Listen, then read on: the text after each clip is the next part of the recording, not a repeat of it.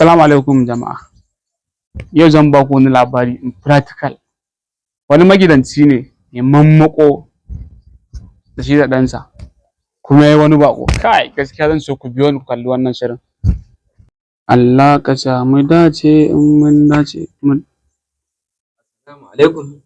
Amin alaikum salam. Barka dai Baba Rabe. Mansur. Na'am. Kai rabon da mu haɗu da kai tun a makaranta. Wallahi ina ta kiran wayanka ba ta shiga. Dan Allah. Wallahi. To ka san yanayin rayuwar ne. Zauna mana Mansur ka Allah wannan ai gidanku ne nan kai ma. Iro zo. Baba. Yawwa shigo. Gaishe da shi mana. Wannan ba ai tsawon abokin nan naka ne ai. Ka gane shi ko? Na gane shi. Wani watan mu da muke tare su mana. Mun lafiya. Lafiya kalau. Babban Mun lafiya. Mun same ku lafiya. Wallahi lafiya kalau baba. Madalla.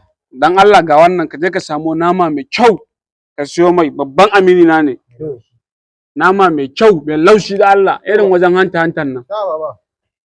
Ai in gama wannan dan nawa Allah gun yan buzulin nan kai su ba shi komanda. Iya da basira iya da ja.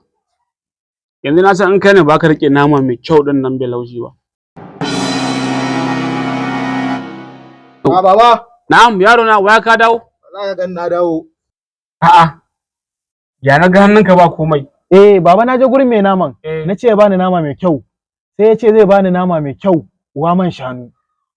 Ba a samu ba. Baba, shine naga da in sai naman wanda je in sai man shanun.